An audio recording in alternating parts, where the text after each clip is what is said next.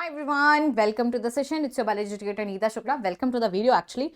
And ये video आपको 3 to 5 marks दिला देगा, उससे ज़्यादा ही दिला सकता है. ठीक है, बस इस वीडियो को हम 4 से 5 मिनट का रखेंगे. इसमें हम सिर्फ ये नहीं बताने वाले हैं कि ये ग्राफ इंपॉर्टेंट है. Also I am going to explain the graph as well as कि उसको लर्न करने की शॉर्ट ट्रिक क्या होगी. So please stay till end. And अगर वीडियो अच्छी लगी तो प्लीज शेयर कर देना, क्योंकि तुम लोग मेरी वीडियो पता नहीं क्यों शेयर नहीं कर रहे हो आजकल. ठीक है, तो और मैसेज करते हो कि हाँ it is helpful. So why no civic sense, why this is happening. Okay, so coming to the topic. देखो तुम्हारे जो ग्राफ है एसएच क्लास 12th में दो ही ग्राफ हैं. ठीक है, एक तुम्हारे मेंस्ट्रुअल साइकिल वाला है, ये तुम्हारे लिए बहुत इंपॉर्टेंट है. दूसरा ये आ जाता है. ठीक है, अब इसमें देखो अगर हम बात कर ले मेंस्ट्रुअल साइकिल वाले की, अगर हम पोर्शन की बात कर ले तो देखो यहाँ पे तुम्हारे लिए जो सबसे इंपॉर्टेंट चीज है, एक तो तुमको ये तीनों, ये वाला और ये वाला और ये वाला, ठीक है, ये बेसिकली इसी का एक सेपरेटेड पार्ट है.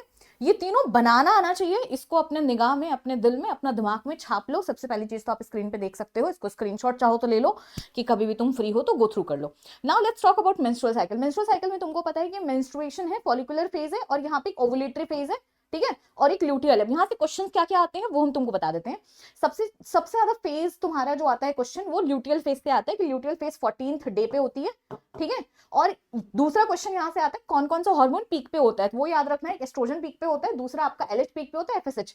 3 हार्मोन पीक पे होते हैं. अक्सर करके बच्चों को एलएच एफएसएच याद रहता है बट एस्ट्रोजन भूल जाते हैं. याद रखना एस्ट्रोजन भी पीक पे रहता है. ठीक है, अब देखो 14th फेब क्या है, तुमको पता है वैलेंटाइन डे है, लोग घर से भागते अपनी महबूबा के लिए, तो ऐसे याद रख लेना कि 14th फेब है, उस दिन ओवा भागेगी ग्रेफिन फॉलिकल से. ठीक है, और उसके 3 दोस्त होंगे जो उसको चढ़ाएंगे, वो होंगे एलएच, एफएसएच और आपका एस्ट्रोजन. ये 3 याद रखना, तुम्हें ओवुलेटरी फेज तुम्हारी क्लियर हो जाएगी.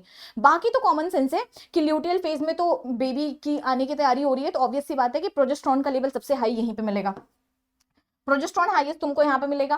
ठीक है, ओवुलेशन हाईएस्ट यहाँ पे मिलेगा, और फॉलिकुलर फेज में ऑब्वियस सी बात है तुम्हारी एलएचएफएसएस ठीक ठाक लेवल पे मिल जाएंगे, क्योंकि आपका वहां पे उनको फॉलिकल को डेवलप करना है. तो अगर फंक्शन याद रखोगे तो तुम्हें अपने आप याद रहेगा. फॉलिकुलर फेज में फॉलिकुलेटिंग हार्मोन अच्छे रहेंगे, ओवुलेटरी फेज में तीनों रहेगा, ल्यूटियल फेज में प्रोजेस्टेरॉन रहेगा. ठीक है, बस इसी को याद रखना. अब यहीं से बहुत घूम घूम के पूछा जाता है, लॉन्गेस्ट फेज कौन सा है, ल्यूटियल फेज है. शॉर्टेस्ट फेज कौन सा, ओवुलेटरी फेज है. ब्लीडिंग फेज स्टार्टिंग वीक में है. ठीक है, तो ये और ये दूसरा पूछा जाता है प्रोजेस्टेरॉन को कौन रिलीज करता है, कॉर्पस ल्यूटियम. Corpus luteum. अच्छा, यहां से एक क्वेश्चन आता है, इसी ग्राफ का एक वेरिएशन आता है प्रेगनेंसी पे. यही तुम्हारी जो प्रोजेस्टेरॉन की लाइन है ऐसे ऊपर चली जाती है. अगर ये ऊपर जा रही है मतलब हम लोग बात कर रहे हैं कि वो फीमेल प्रेग्नेंट है. ठीक है, तो कॉर्पस ल्यूटियम परसिस्टेंट हो जाता है, थोड़ा दिन तक डीजनरेट नहीं होता. आफ्टर पॉइंट ये प्रोजेस्टेरॉन प्लेसेंटा सिक्रीट करता है. तो यहाँ पे जो ग्राफ में वेरिएशन आता है वो बहुत सिंपल है कि जब ये ग्राफ तुमको ऐसे दिखे, उठता हुआ दिखे, तो मतलब फीमेल प्रेग्नेंट है. अगर नॉर्मली ड्रॉप दिखे तो नहीं है. यहाँ पे बस इतने वेरिएशन आते हैं और कुछ आता नहीं है. ठीक है, अब आते हैं हम इस पे. ये दोनों ग्राफ तुम्हारा क्या है, ये ऑर्गेनिज्म पॉपुलेशन का ग्राफ है, जहां पे टाइम के रिस्पेक्ट में पॉपुलेशन डेंसिटी की बात की गई है. तो यहाँ पे तुम्हें 2 फेजेस दिए गए हैं, एक तुम्हारा ये है एक्सपोनेंशियल वाला, एक तुम्हारा ये है लॉजिस्टिक वाला. ठीक है, जो लॉजिस्टिक है यही रियलिस्टिक है. ठीक है, तो लॉजिस्टिक वाला जो ग्राफ है वो तुम्हारा सिग्मोइड है. ठीक है, एस शेप है, और यही इसमें हमारे 3 फेजेस आते हैं. ये आता है लैग फेज, ये आता है बहुत स्पीड में बढ़ता है एक्सपोनेंशियल फेज या लॉग फेज, ये आता है स्टेशनरी फेज. ठीक है, ये तुम्हारा जे शेप कर्व होता है. ठीक है, और यहां पे तुमको बस इतना याद रखना है कि dn by dt is equal to rn इसका फॉर्मूला होता है, और ये तुम्हारा कौन सा एक्सपोनेंशियल वाला ग्राफ है. ठीक है, तो एक चीज को याद रखना कि जे शेप में dn by dt is equal to rn आएगा. ठीक है, तो जे से जियो होता है, तो याद रखना जियो कौन चलाता है, rn चलाता है. तुम्हें याद रहेगा कि जियो वाला बेसिकली जे शेप वाले में सिर्फ तुम्हारा फॉर्मूला rn होता है और कुछ नहीं होता. rn चाहे लड़के का नाम याद रख लो. अब तुमको पता है कि rn में r, अच्छा यहाँ पे r क्या होता है ये पूछा जाता है. r इज इक्वल टू तुम्हारा b माइनस डी. ठीक है, ये होता है. यहाँ पे थोड़ा सा एक्स्ट्रा फैक्टर आ जाते हैं kn बाई k. ठीक है, ये तुमको अलग से लर्न करना पड़ेगा. kn बाई k 2 बार बोलो अपने आप आ जाएगा.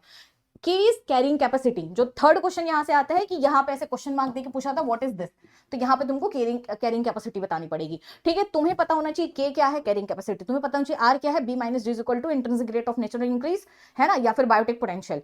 जे शेप किस में आता है, RN वाले में आता है. बेसिकली तुम्हारा जो एक्सपोनेंशियली बढ़े जा रहे. एक चीज को और याद रखना, यहाँ से एक ग्राफ का क्वेश्चन आता है कि किसमें सडन ड्रॉप होता है, कौन सा ग्राफ क्रैश करता है. ठीक है, तो ये ग्राफ क्रैश कर सकता है. क्यों, क्योंकि रियलिस्टिक नहीं है. यहाँ पे हम अक्सर करके जैसे मान लो बारिश बहुत ज्यादा हो गई, बहुत सारे कीड़े हो गए, है ना, तो एक्सपोनेंशियल ग्रोथ हुआ. बट बारिश कम हुई, आपका मौसम देखते हो हल्की सी धूप निकलती, कीड़े अचानक से मर जाते हैं, ठीक है। सो याद रखना क्रैश इसमें होगा, जो कि अक्सर करके बच्चों को लगता है कि यहाँ पे क्रैश होगा, यहाँ पे क्रैश नहीं होगा, सस्टेनेबल ग्राफ है, ठीक है। तो बस इसको याद रखना, ऐसे बहुत सारे वेरिएशन है, बहुत सारे क्वेश्चंस है। जो मेरे मन में एक ख्याल है वो ये है कि डायग्राम सीरीज तुम्हारी लानी है। I am starting from 2 Feb से पूरी डायग्राम सीरीज है, जितने भी डायग्राम है पूरी क्लास 12 के बायो के, उसको हम एकदम स्लो कराने वाले हैं, अच्छे से कराने वाले, क्वेश्चंस के आने वाले, साथ में क्वेश्चन प्रैक्टिस कराने वाले, होमवर्क कराने वाले इसी चैनल पे। सो प्लीज चैनल को सब्सक्राइब कर लो और बाकी लाइक कर दो, इस सेशन को शेयर कर दो और मुझे बता दो कितने एक्साइटेड हो तुम लोग। बाकी हम यहाँ पे अभी इस month I am coming live on Wednesday and Friday at 8:30 PM and Thursday I usually come at 11 AM, but इस जो कि कल है 8:30 बजे आएंगे, ठीक है। और बाकी की जो भी फेब है, फेब का टाइम टेबल हम कम्युनिटी पोस्ट पर डाल देंगे, क्योंकि फेब में हम 1st to 10th तुम्हारे काफ़ी अच्छे अच्छे सेशन लाने वाले हैं। क्योंकि तुम अगर ये स्टार्टिंग वाला 10 दिन बायो को दे दोगे, फिर तुम छोड़ भी दोगे, अपनी फिजिक्स और केमिस्ट्री फोकस करोगे, then we have enough time in gap. But if you are thinking कि गैप में तुम्हारे कॉन्सेप्ट भी क्लियर हो जाए, गैप में तुम सैंपल पर PYQs 1.5 महीने पूरा छोड़ दो, तो तुम गैप में तुम्हारा पढ़ने का ही मन नहीं करेगा, trust me on this. So please just make sure that you are opening and studying bio till 10th of Feb। अगर उसके पहले तुम छोड़ रहे हो तो सपना ही लगेगा। और बायो में इजी होता है स्कोर करना, लेकिन बिना मेहनत के नहीं, ठीक है। फिजिक्स केमिस्ट्री का हाई चांसेस है कि तुम्हारे पेपर फिजिक्स के एक्सपेक्टेशन के अकॉर्डिंग गंदा ही जाता है, ठीक है, चाहे जितनी मेहनत किए रहो। तो वहां से यहाँ पे तुम स्कोर कर सकते हो थोड़ा, अगर तुम मेहनत कर लो तो। प्लीज इसको लाइटली बिल्कुल ना लें, that is my recommendation to you. बाकी मिलते हैं, tata bye bye, see you. Unacademy. Let's crack it.